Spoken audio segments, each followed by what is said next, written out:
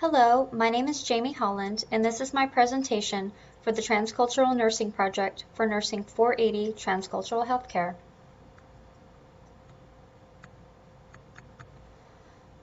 Hi, I'm Jamie Holland, and this is my presentation for the Transcultural Nursing Project for Nursing 480 Transcultural Healthcare. My presentation focuses on the Chinese culture and the development of cultural competence while caring for this population. China is located in Eastern Asia and is bordered by 13 countries. It's the most populous country with over 1 billion people. There are a number of dialects used in China, with Mandarin and Cantonese being the most often spoken. China is a communist state, and they practice a variety of religions, with the 5 most practiced being Confucianism, Buddhism, Taoism, Islam, and Christianity. Many may also associate themselves with atheism. In addition to 5 main religions, Chinese people have some other traditional folk beliefs.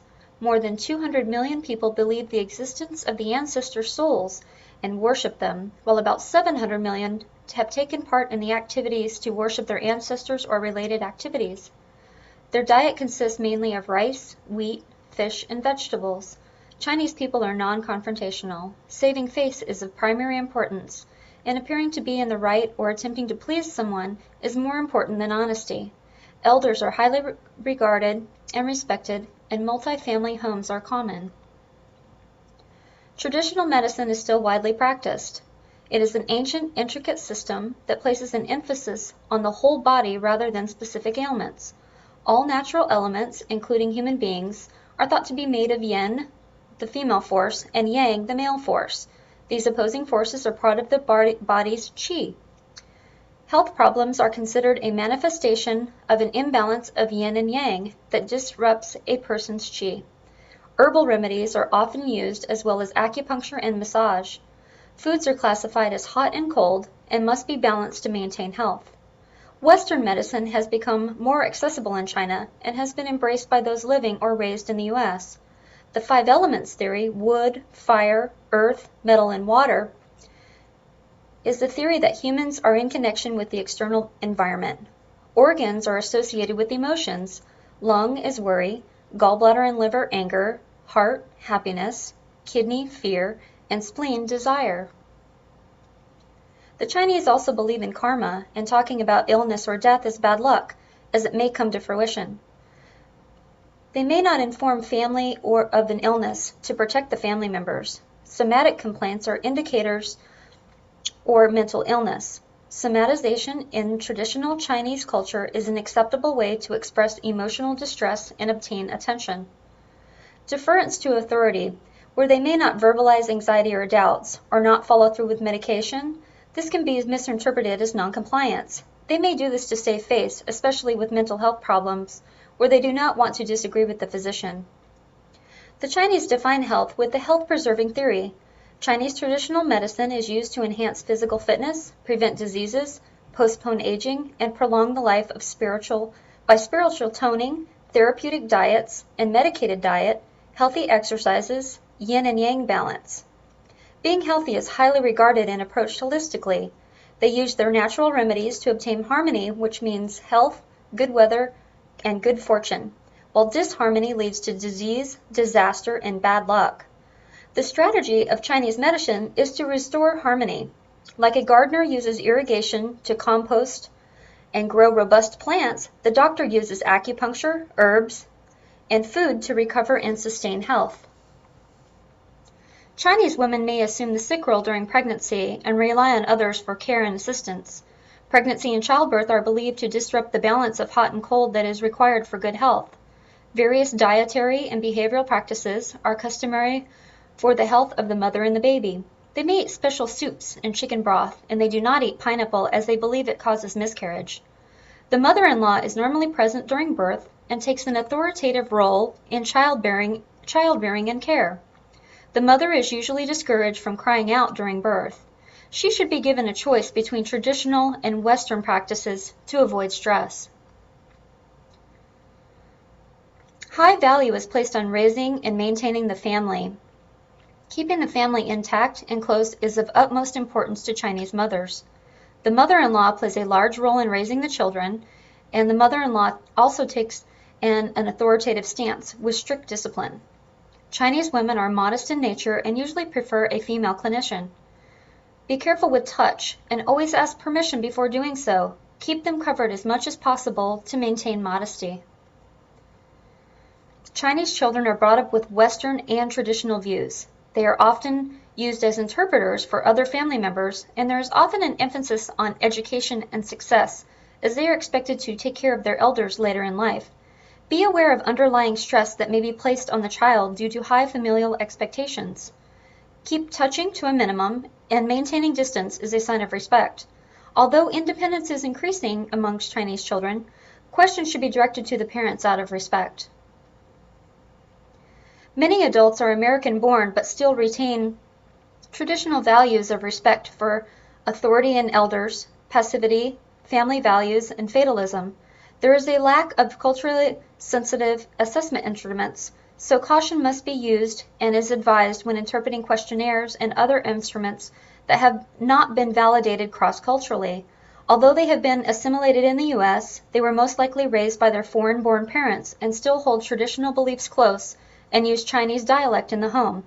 Traditional remedies and herbal medicines are still used by their parents and influenced in the home. They are also high context people, where body language, eye contact, gesture, pitch, word stress, and silence are just as important as the conversation.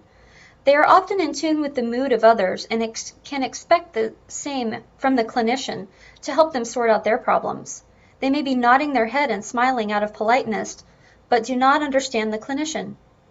Important to use teach-back method with these patients to make sure that they understand the conversation and the instructions. Elders are highly respected in Chinese culture. They are often taken care of in the home and rarely are sent to nursing homes or assisted living. Chinese American women aged 65 plus are 3 times more likely to commit suicide than white women, and when they are 75 years or older, they are 7 times more likely than white women to commit suicide. Women tend to hang themselves and men tend to use medication. They are most often foreign-born, and they are less likely to communicate their intent, so they are often underdiagnosed and undertreated. This population can be very stoic and reluctant to discuss problems.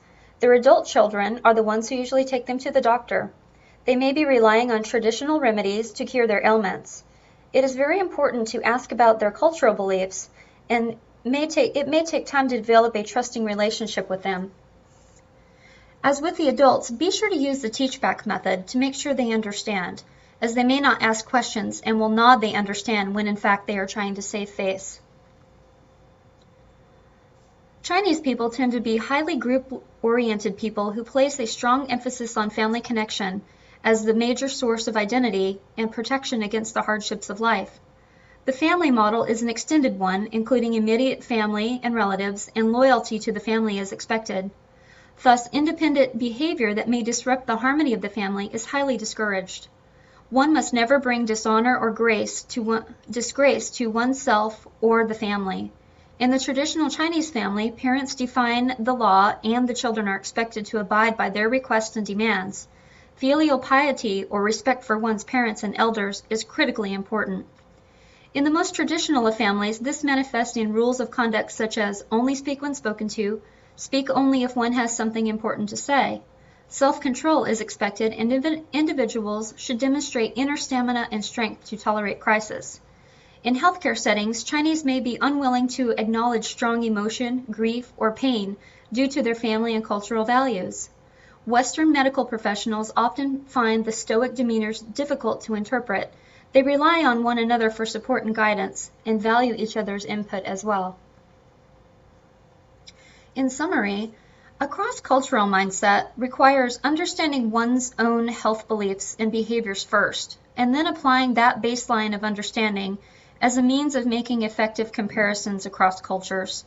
Clinicians can learn more about specific cultures by using published references, consulting colleagues from other ethnic groups, and speaking to interpreters and community members. Learning to ask patients questions in a culturally sensitive way is also a crucial tool for gaining knowledge. Developing trust may take longer, and they have a more relaxed attitude toward time, so allow extra time when caring for the Chinese population. Be sure to ask about traditional herbal medicines and remedies, as they can have adverse effects when combined with Western medicines and procedures. And finally, individuals subscribe to group norms to varying degrees. Factors such as socioeconomics, education, degree of acculturalization, and English proficiency have an enormous impact on an individual's health beliefs and behaviors. So does religion. All these factors challenge one's ability to understand and treat patients in cross-cultural settings, but meeting those challenges can be vital in reducing health disparities for these patients. Here are some key points to help better serve these patients. Establish the professional's role and assume authority. Check for understanding. Be patient and consider periods of silence, opportunities for reflection on what has been said. Provide clear and full information, such as what is expected from each participant in the discussion. Be attentive to nonverbal cues. Address immediate needs and give concrete advice. And reach a consensus by compromising. The basic concepts of treating patients with respect, compassion, and honesty are still what's most important to patients, regardless of cultural background. A better understanding of a person's cultural beliefs can improve patient compliance and help build a trusting, therapeutic relationship leading to positive outcomes. That concludes my transcultural presentation on Chinese culture. Thank you for listening.